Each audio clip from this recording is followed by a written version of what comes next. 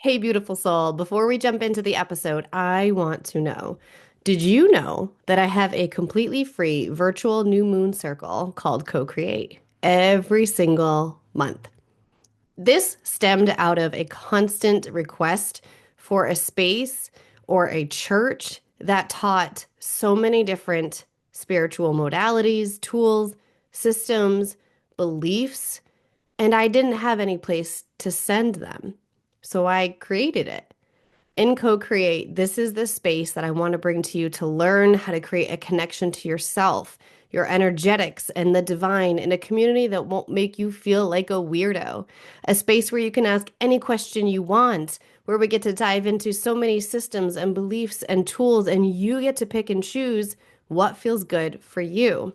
So you can learn what it means to truly co-create with the universe, God, source, for flow, trust, and surrender, to connect with other women who are spiritually curious in a space that's safe, sacred, and inspirational. It's your space for you to find your people and lean into new spiritual practices to truly co create with the universe or God or source or whoever you feel connected to. You'll gain tools and knowledge to understand what it really means to lean into the universal laws and become magnetic, all while being held by massive feminine energy. I've been hosting these free new moon circles for almost a year now, and it's definitely one of my most sacred spaces, and it's completely free for you every single month. Diana said that she made a promise to herself that she would work on her personal development and growth journey earlier in 2024. So I reached out to her and asked her for a testimonial to share with us. And what she said was Adriana's membership community and Co-Create has accelerated that and more. I have had multiple breakthroughs from finding a new career path, improving my mental health by reducing my anxiety and depression through journaling, meditation, and breath work, improving my physical health, doing walking meditations are my jam, strengthening my marriage and relationships, improving my money mindset, and just setting up a routine that complements my design. I've learned to embrace challenges as a sign of growth. I will continuously do my best to be in harmony with myself, with this world, and the universe. I have never felt so seen, heard, safe, and supported. Her community and Co-Create has helped me connect to my true authentic self, to move with grace and intention, to embrace everyone's uniqueness. And we each have a special gift and are collectively part of this world to show and share it this way. Thank you so much, Diana, for sharing all of your reflections and how Co-Create and my community has changed your life. And now I want to share it with everyone else. The link to register is in the show notes below. Even if you register for 1 month, you will automatically be signed up to be able to join every single month for as long as you're on the list. So you don't have to repeat it every month. You will always get on the list. You will always have the Zoom link available. I love you so much. Thank you so much for being here. Now enjoy the episode. Welcome to the No BS Human Design Podcast. I'm Adriana Keefe, human design coach and motivational speaker. I went through my quarter life crisis in my 20s and had to learn how to navigate through finding what I was meant to be doing with my life. I refused to believe in the culture that said we were all meant to have the same path and boring careers until we retire and die. And along my journey, I found human design, a system that reveals your energetic blueprint, showing you where and how to access your body's consciousness and how to live as your true self. Human design changed my life, so I started sharing it with others and changing their lives, but we were all finding the same problem: a lack of resources that explain the system in easy and useful ways. So I created this show where we dive deep into the lessons of the human design system without the BS and the noise you find on the internet. Listen in for lessons in human design, finding your purpose, manifestation and spiritual practices, human design within business, and so much more. We connect with other experts in the human design and spiritual realm in a refreshingly honest way to help you find your way along your spiritual path and live this life with intention.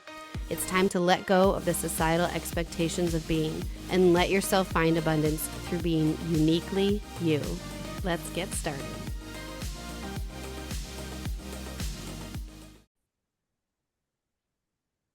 Okay, I'm so excited for this conversation because I feel like I could talk all day probably for like 7 days in a row about the topic that we're going to talk about today. So, I have my beautiful friend Jessica Bridge here, who's going to be talking about literally one of my favorite I don't know, modalities. Would it be called modality? Yeah, modality that I've discovered over the past like year or so. So, thank you for being here, Jess. I'd love for you to take a minute to introduce yourself and let us know who you are, what you do, who you are besides work, too.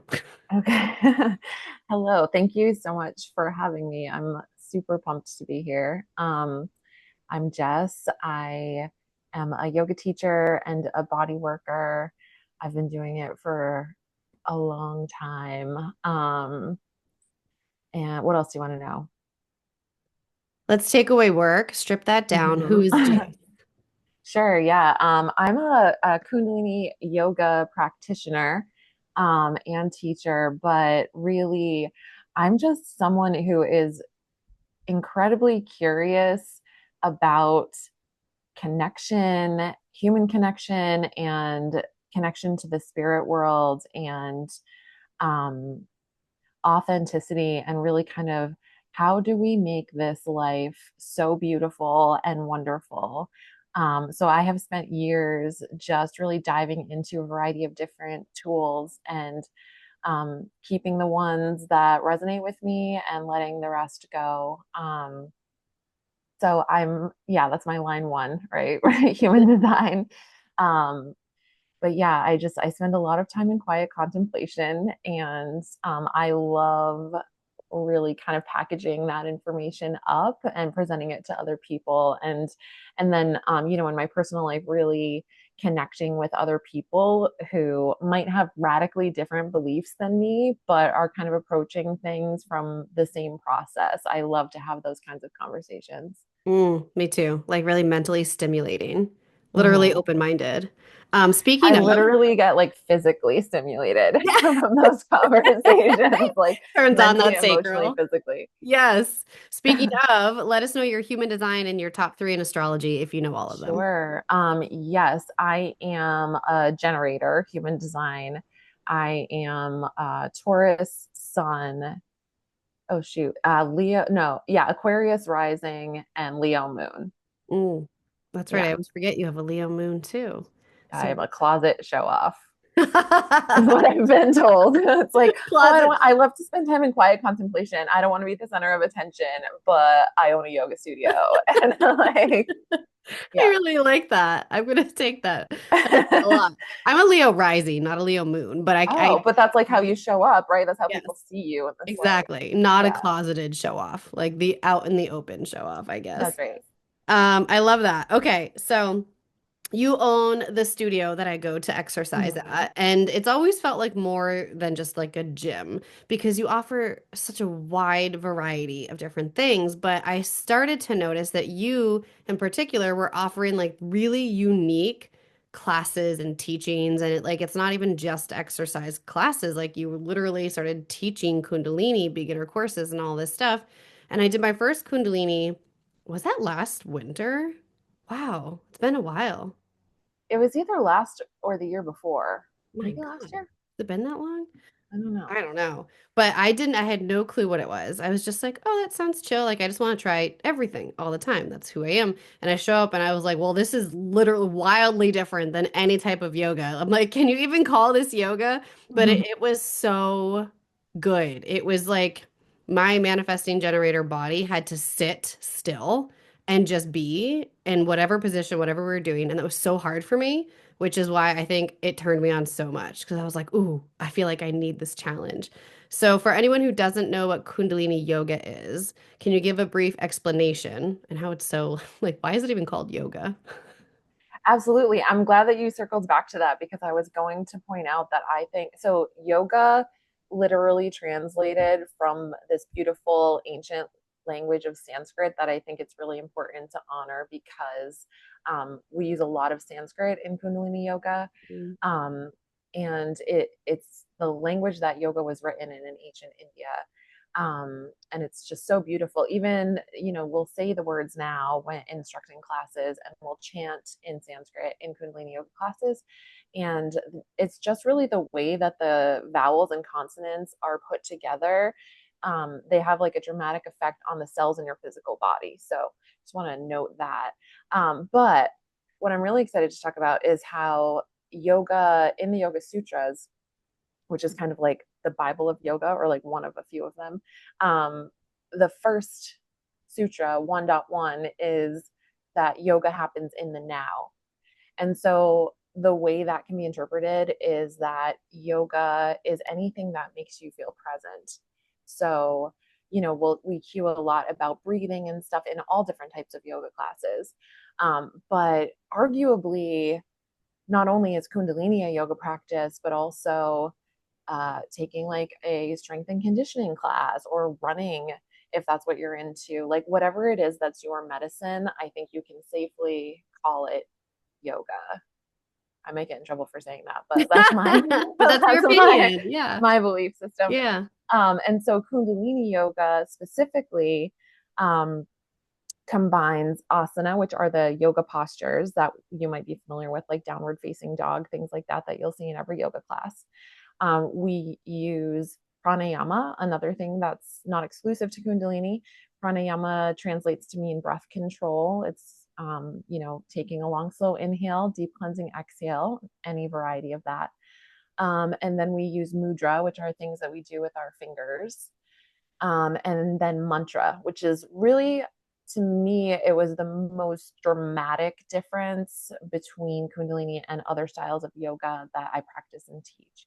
So, mantra is using our voice. And so, I will in our classes encourage people to use their voice. So, those four elements are really what make up a Kundalini class. And I could talk more about mantra. Basically, it's the thing that, like, in our culture, like, we want to go in, we want to just be quiet, be kind of told what to do, move through this yoga practice, and then you can say that you did it, right? Like, you check a box. But when you're encouraged to use mantra and it's part of the practice, for me it was incredibly transformational because it makes you so present. Like, you can't be anywhere else when you're doing all of these things and coordinating your movements, your hands, your voice, your breath, all meaningful to the practice. Like, you literally can't be in your head. So it keeps you really present for the practice. But then we have this amazing opportunity as a human species to rewire our brains so we can actually physically create neural pathways in our brains with the messages that we tell ourselves, with the thoughts that we have. We can't control every thought that comes into our head, but we can control what we do with it and what we expose ourselves to. So when we are using mantra, we're creating like these new firings, nerve firings, that create new pathways eventually, that really just change the messaging that we're giving ourselves about who we are. So you might say, "Oh, I don't want to I'm not going to go to Kundalini. I don't want to chant. I don't want to have to do that weird shit, like whatever." But I want to point out that, like, you are telling yourself a mantra, even if it's like, "I'm not going to do that. I'm not going to do that. I'm not going to do that." You're telling yourself things on loop all the time. So why not try something different? And for me, like I said, it was just really kind of one of the most powerful aspects of Kundalini. And not to mention, I mean, like today's science has finally caught up where they're talking about the vocal cord, your own vocal cords, and how that calms the vagus nerve and calms your entire nervous system. Yes, sound healing too, but they say, I don't know how true this is, they say your own voice is the most powerful source of like calming and regulating for your nervous system. And if you look at all of these practices that have been, I mean, I don't know how long Kundalini's been around, but like other types of practices with chanting, they've done and known this stuff for centuries. And now science is able to put like a label on it. So, I mean, of course, it's me. I love looking at the science and the philosophical and all of that. Same And girl, they're same. all the same. I mean, it's all the fucking same. But if you need a science-backed research, here you go. If you need like the yoga research or whatever they do, philosophy, then there you go. But it's all the same thing. So, like, if you're interested, that was one. Actually, that's something that really surprised me. I thought my sacral was just like, ooh, fun, new, interesting thing I can learn, new challenge. And it ended up being one of the best forms of meditative practice that I've ever, oh my God, I feel like I'm gonna cry just saying that. That's wild that I've ever experienced that now I do it almost every day in like just 13 to 15 minute. Oh my God, my body literally wants to cry because it feels like such a release. Yeah. Like the best form of meditation practice, whatever that I've ever found in my life. I absolutely love it. Yeah, I completely agree with you. And also just to second, like the the tonal resonance of your own voice has healing medicinal qualities for the cells in your body that you cannot get anywhere else. That's another thing that lights me up about this practice. I mean, that alone, but then combine it with all the other stuff is just like it's not, you don't need a guru, you don't need someone to tell you what to do, you don't need to put your power outside of yourself. Kundalini yoga is all about coming home to yourself and stepping into your inner authority, knowing that you know, trusting your intuition, and doing the work without the assistance of anybody else, really. Like, I can guide you through a practice, but you're the one doing the work, and it's just so incredibly powerful and healing. Mm, I totally forgot. Of course, I had to write that down. I was like, when I learned that Kundalini was all about you are your own guru, like you are the teacher within, my mind was just blown. I was like, of course I was brought here. One, because I'm a human design teacher, and two, because my core wound is literally in the direction of the self and learning to come back home to myself and find my own path. So naturally, my sacral was just like, plop, here you go. Here's Kundalini. You're going to love it because it's going to help you, right? Like we don't have to force any of these tools or figure out the how. We just get to follow what our body says.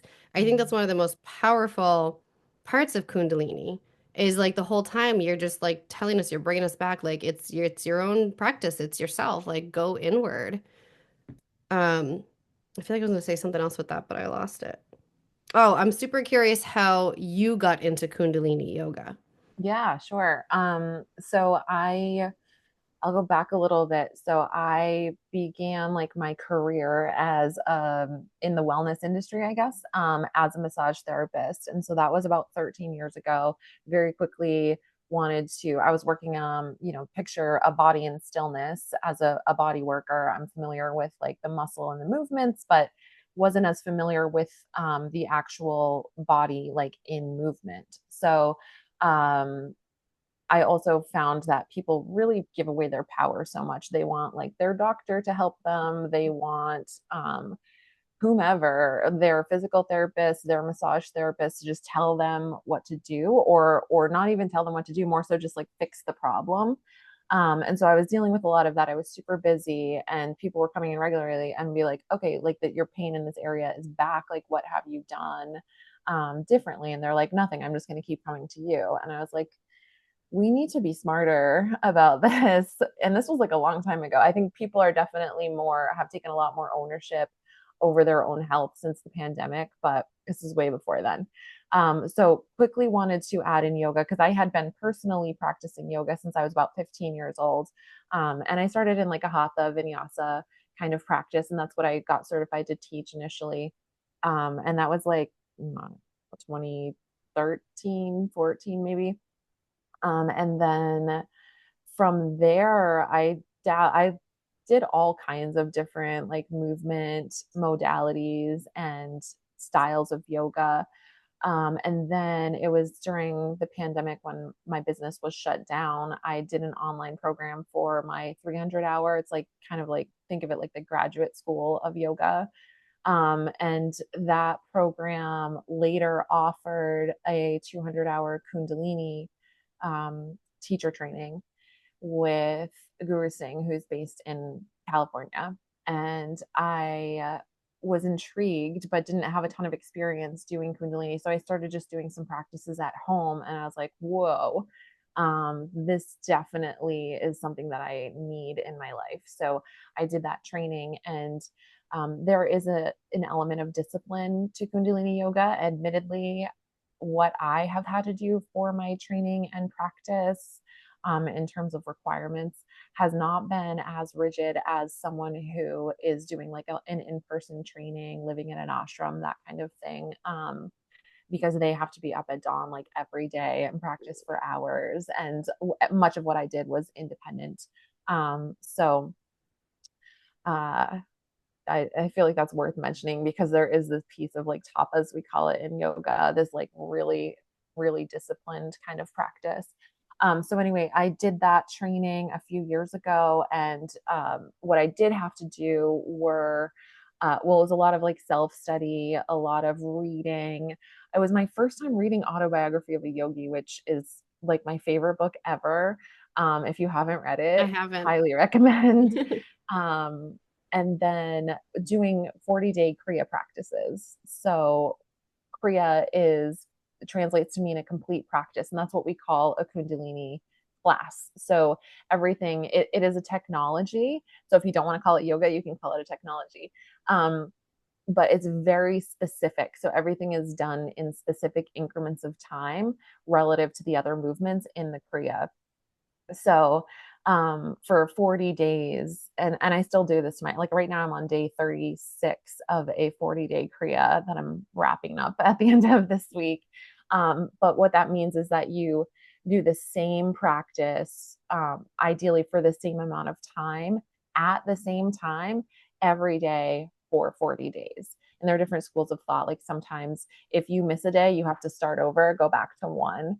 I've been a little gentler with myself for this one. I started it January 1st. I should be done by now, but we had some sickness in our house and stuff like that. So I've just been kind of trudging through it. But that is, there's a lot of science behind that too, in terms of how long it takes for these new neural pathways to form, and also just developing a new habit. So I did my Kundalini teacher training, went through how to do several 40-day Kriyas, lots of teaching, lots of learning. And so since then, that is what I do. So we call it a sadhana, a daily sadhana. So I'm up very early every day. You don't have to do it at dawn, but that is what I like to do. And I also find that that's when I have the most space in my life for it. If it gets too late in the day, like kids and whatever, work, everything comes up. So um, yeah, so my sadhana practice is Kundalini yoga. So it is something unlike other styles of yoga. Like I've, done yoga and would be working on like sequencing or creative flows or something like that, but it didn't have, it was like, it felt more performative, to be honest with you. And this is so personal that it has been foundational to major life shifts for me, major transformations. And it's kind of this really beautiful tool that I have to just remind myself of my why, remind myself of who I am and my own power and creativity. So, I was literally just going to ask you that because I know there's certain kriyas for different, I don't know what the word, like themes or something like that. One time when I knew I was getting sick and you sent me a kriya for immunity, and I was mhm. totally fine the next day when other people in my family were sick. So I was going to ask you, like when you do certain kriyas with certain themes, do you notice emotional, like almost like trauma things coming up that you need to work through? Like, do you get triggered? I mean, not every Kriya is going to be like that, but if you're working on like really emotional ones, do you actively see stuff come up in your life once you start the Kriya? That's a great question. So I think that the way that this technology works for me, I tend to, not to say that that couldn't happen to somebody, but like what I have noticed is I will have like a major release on the mat, like Mm. during the Kriya. And then it just helps me to integrate into my daily life. I don't find that I'm like, okay, I know it's a lot of times this can come up with spirit and stuff. Like you're kind of awakened to something, and it's like, okay, like now you're going to be challenged with this, or you're going to notice it more. For me, it's just been incredibly healing, just more of like release, release, release. That's super interesting because I Mhm. haven't done, I mean, the Kundalini that I do, like the everyday at home, is just like a morning Kundalini. Like it's not Mhm. like a themed one. So I haven't Mhm. stuck with any one specific one long enough to see like what happens in my real life. Because, I mean, you had, what was, oh my God, there was that one that you had us doing that was like burning the abs. I can't remember what it was, but it was like a full Navi on work. Kriya. Yeah, that sounds right. It was like a full-on workout. So like when we're talking about Kundalini, it's It's like not all Pilates. gentle rainbow and butterflies. Like it's still a workout in a lot of them. And Um, it, yeah, like I thought even when I signed up for the training, because I had done like there's if you look if you just Google Kundalini yoga, I mean the three primary kriyas, one of them is curtain kriya, which is Satanama. So I you say loved those that words. one. Yeah, that Oh one's my God. beautiful. It's super powerful, which is why it's one of the three primary kriyas.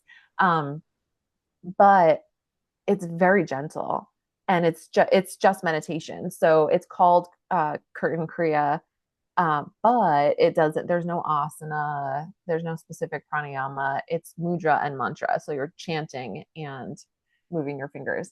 So that was kind of like what I did the most, and things that were similar to that. And then so when I got really deep into the training, I was like, this is not like a yin practice. Like, you picture like, people are all dressed in white and like in turbans and shit, Mhm. and like people just coming in, and you picture them in kind of like the spiritually elevated state. That's what I was doing anyway, I guess. Because it sounds woo woo, right? It's like, Mhm. it's definitely way off the grid of like your standard vinyasa style like power yoga class that most people like to take here. So I had that in my mind, this idea, okay, this is going to be a spiritually elevating practice. And yeah, hell yeah, it is. And it is the most yang practice of anything that I do. You are doing this shit for like 11 minutes at a Mhm. time, like breath of fire, 11 minutes while in like goddess pose, something like that. So it's like, oh, that doesn't seem too hard. And then you're doing it and you're just like, oh my God, like, Yeah. what is going on here? And those are the key moments. Those are the moments that have been the most Mhm. pivotal for me. I think it's like, and I cue this in my classes. I'm not sure if it always lands, but basically like re evaluating how you respond to Mhm. stress and making a different choice. So it's like training for life. So if I'm doing, horse stance or goddess stance, and I'm doing like a Sitali breath of fire, which is this. It's like taco tongue, really rapidly breathing I through. remember that fucking one. Oh my Yeah. God. Yes. Yeah. So if you're doing that for like whatever it is, it's like 3 minutes, 5 minutes, 7 minutes, 11 minutes, and you want to stop and your arms are up like this. And what if you don't?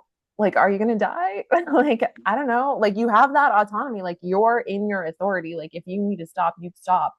But when I push through and I'm like, wait, but like, I can probably do this for one more minute. It's so crazy. And it just makes me I feel like you've like made this joke to me a couple of times recently that like you like picture me just sitting there like all zen, like never having any sleeping problems, anything, whatever. And I'm like, I'm so much more that idealized version of myself now than I was prior to practicing Kundalini yoga, because I just like have a different experience going on inside despite whatever stress comes at me in life.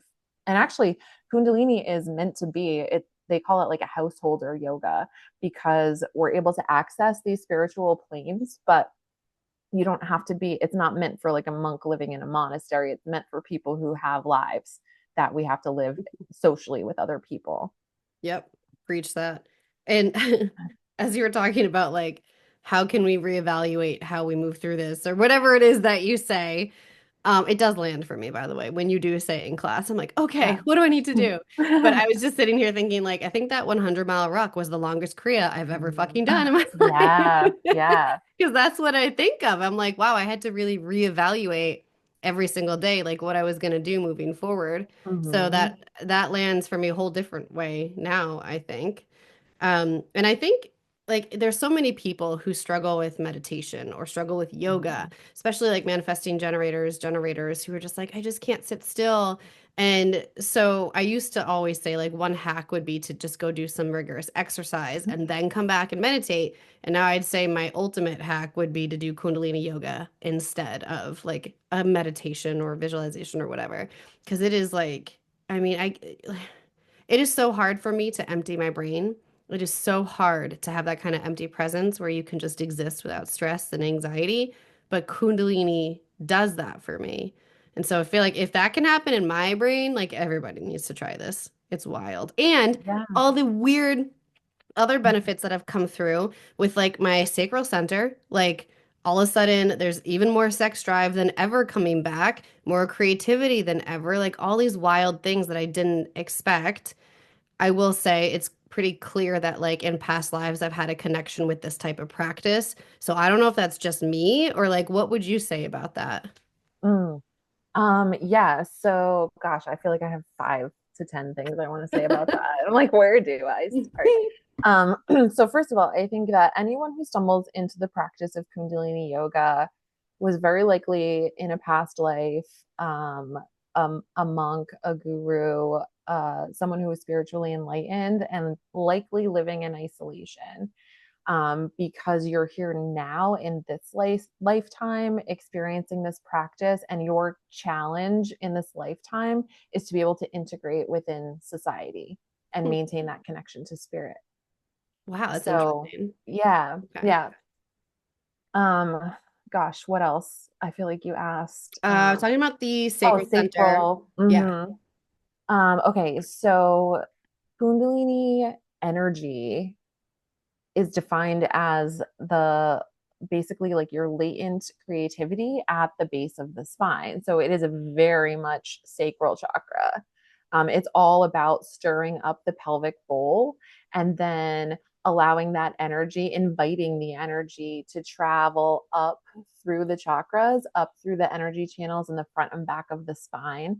So that energy starts to move up. We invite it to move up. We do a lot of this with the breathing and then with the different locks in the body. So like root lock, mula bandha. So we kind of close the container at the base of the spine. Oh, is And that why we do the hold, the tighten and hold? yeah, yeah. So Oh. a lot of so I'll cue like even in the tune in, I'll after we tune in, I'll cue to take a big breath in. You really want to be able to expand. We have this like habit of sucking it in our culture, but you want to press your belly out with breath and squeeze and lift the pelvic floor. It's like doing a Kegel exercise plus. So you want to like hug everything in and then up.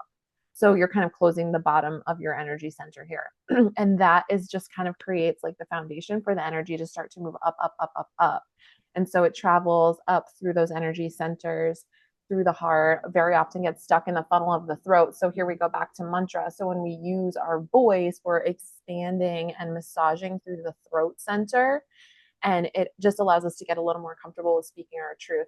So, little tangent on the chakra system in general, but if you have kind of this understanding that typically, so we have like the lower triangle, the 3 lower chakras: root, sacral, solar plexus. We have the heart chakra. I'm going to come back to that. And then we have the upper, so throat, third eye, crown, the upper triangle.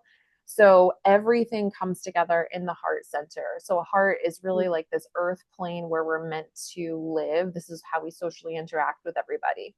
And so ancient yogis, or even people who are like, oh, I don't like to do any kind of exercise or physical practice, I just want to meditate all the time, they're very much like up here, right? And then other people who are like, I have a hard time, this is really common too in our culture, kind of what you just said, like I have a really hard time clearing the mind to just meditate, but like I'm gonna go for a run, or I'm gonna go weightlift or whatever. And nothing against that stuff, like I do all of that shit too. So Kundalini, though, like the alchemy of it is so beautiful because we start at the lower chakras and we're kind of like, okay, well, there's a lot down here. Even if you physically picture the body, the pelvic bowl, so much bigger than the throat and subsequently like anything going on in the skull. So stirring all of that latent creative energy, inviting it to come up, up, up through the heart, all the way up into the crown by the end of the practice, and then loop back down and around. So coming all the way back through.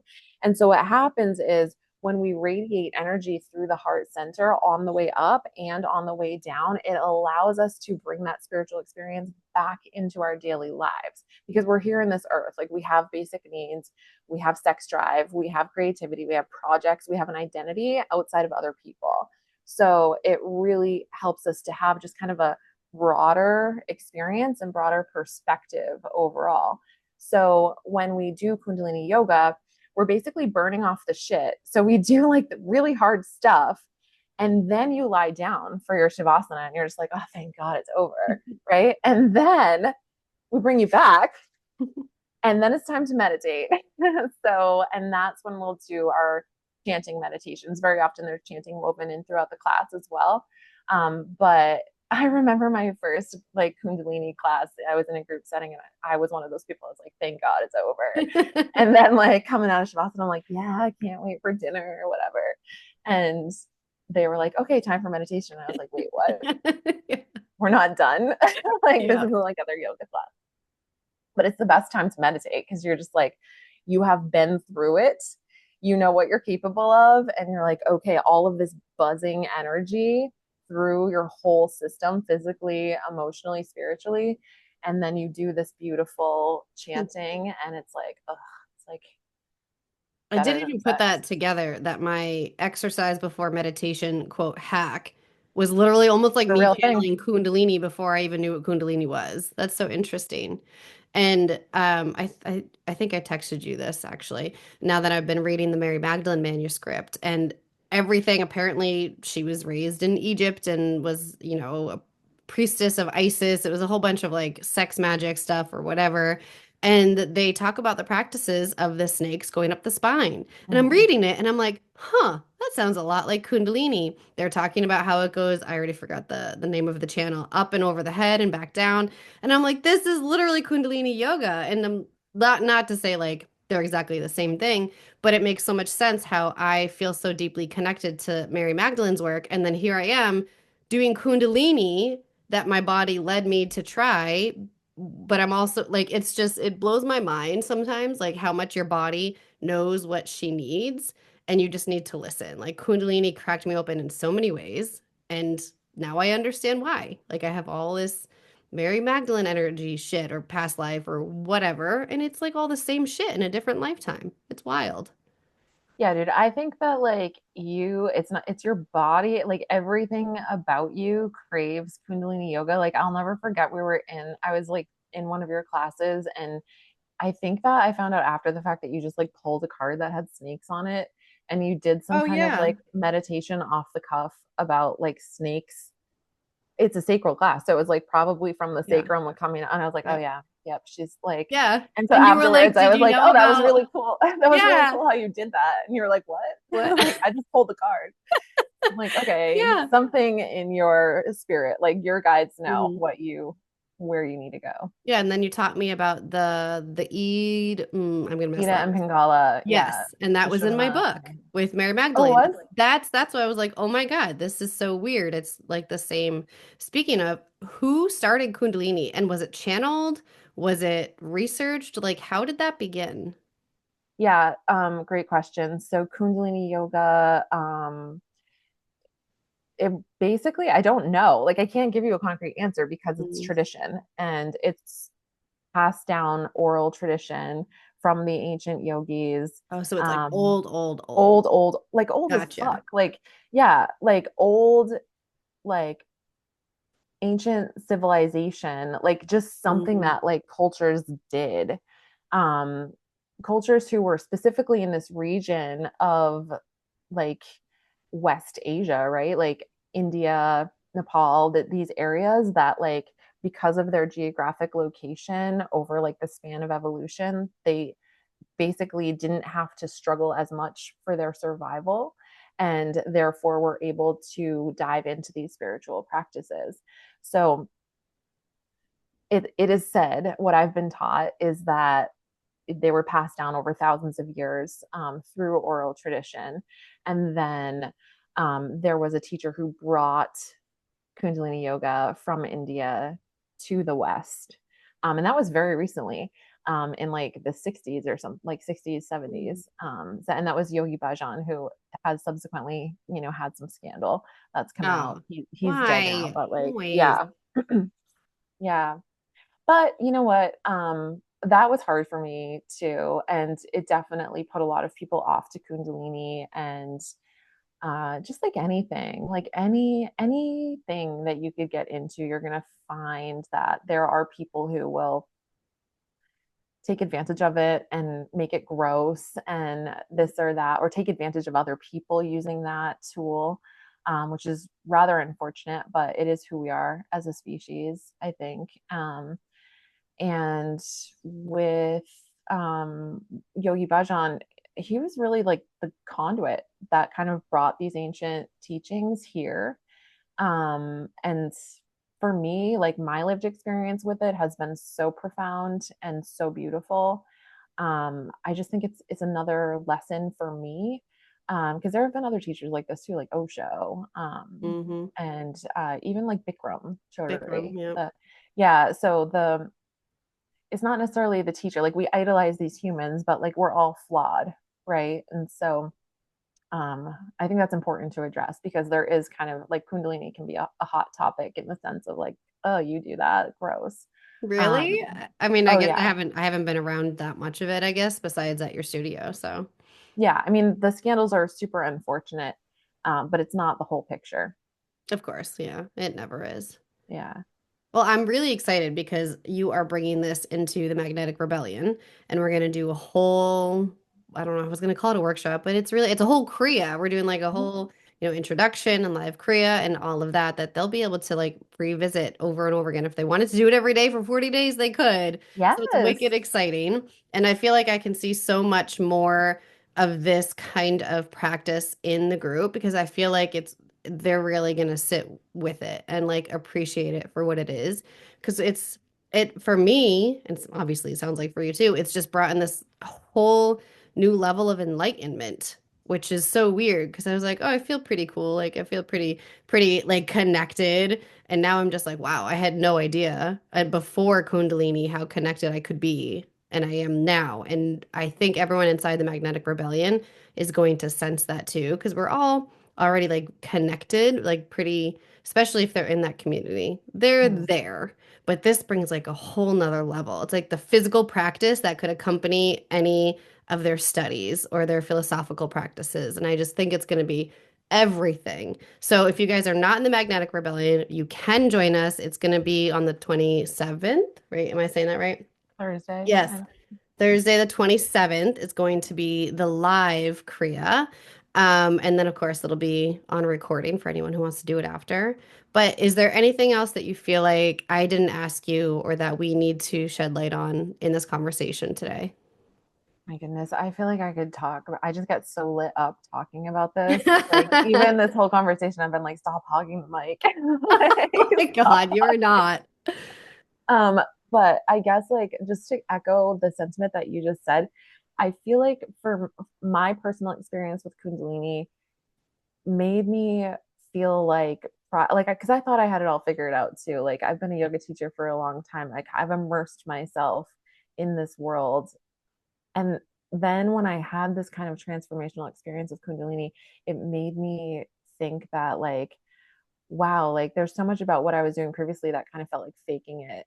And everything that I feel now comes from, or the choices that I make now, I think I should say, and my connection, my understanding of God and spirituality and connection to ancestors and so on. I feel like it comes from such an authentic place that makes me feel so grounded while being able to access these higher planes and just like I don't feel like I have to over explain it to anybody anymore. Like I'm just like so just like chilling in my truth that it's just changed who I am like just so profoundly. It's like magic. It is. It is like magic. And like I didn't get to do my morning practice today because now I'm bringing my youngest to daycare and like doing a million other things. So it wasn't till like 2 p.m. that I actually got to sit down and do it. And my mind was already racing on all the things I had to do. But I was like, I know now if I sit down on my computer and I just try to bang out all the things I needed to do, it's not the correct energy for any of it. So I sat there and it took me like probably 12, I don't know, probably 12 minutes until my mind would just stop. But I just kept saying, like, I just did everything I could to bring it back to me, bring it back to me. And then, of course, as the practice went on, after that, I felt so much better. Like, I don't want to relax, isn't the right word, but like depressurized. So I really want to encourage anyone listening to join us for the workshop, the Kriya, because it doesn't always have to be an hour-long practice. Like there's so many smaller ways you could do it, and it's literally life-changing. Like it's probably gonna go down in one of my top 5 things to recommend to people. I don't feel personally called to teach it, but I want to obsess over it and like send people to Jessica to teach it. So thank you so much for being here. Thank you for all of you bringing this into our tiny little town that like most people had no idea what it was, and you are being that person that is like, no, you guys need to try this. Like, get out of your comfort zone and try this because most people won't. And that's just the truth of it. But I think now more than ever this year, people are going to have to start leaning into these tools. Absolutely. Yeah, no, it's my pleasure. I'm so thrilled to teach in your community and to just talk about this practice and share this practice with anybody who's interested. So thank you for Mm. the opportunity. Of course. Where can people connect with you? I know you have a YouTube channel and some other stuff going I on. do. Yes, thank you. I have a YouTube channel. It's JTB Wellness. And if you look on that YouTube channel, where actually I've been uploading a 4-part introduction to Kundalini yoga, you can see Adriana on there as well. So we've got 2 classes uploaded so far. I think by the time that we do the course in your program, we might have all 4 of them, maybe at Mm. least 3. Mm. Um, and then I'm super active on Instagram. So if anybody wants to like ask me any questions or anything, my business is jtb.studios and my Instagram is at beam your heart. And we'll Uh, link all that in the show notes too. okay, cool. Perfect. Thank you so much for being here. This is Thanks awesome. for having me. Yeah, I this is can't so wait for fun. everyone to try it. I'm so excited. I know, me too. Me too. Yeah, if anyone has any questions about it, or if you even like the 40-day Kriya that I'm doing, it's 7 minutes. Seven Oh, minutes is really? yeah. Oh, no Yeah. shit. You can do it for longer, but 7 minutes is what works for me Mm. in this Maybe phase I'll do a season of seven life. minute Korea then. Yeah. Like for 40. I hate committing to things with my life right now, just being so chaotic. But I feel like 7 minutes is You can do it doable. for 3 minutes. Huh. Yeah. Okay. See, this is me. I tend to go so black or white, all or nothing, that I forget there's such a solid in between. I guess Mhm. I always saw you doing these intense, like 45-minute Kriyas Yeah. that I I do just that assumed. sometimes, but Yeah. not right now. Yeah. Maybe with the next one. I do have a goal to do at least 5 40-day Kriyas Oh, yeah. this year, I'll which see means you I have to doing that. overlap. Yeah. Yeah, you'll do that. Cool. Thank you Like a so much task. for being here. Thanks for having me. Have a great rest of your day. Thank you.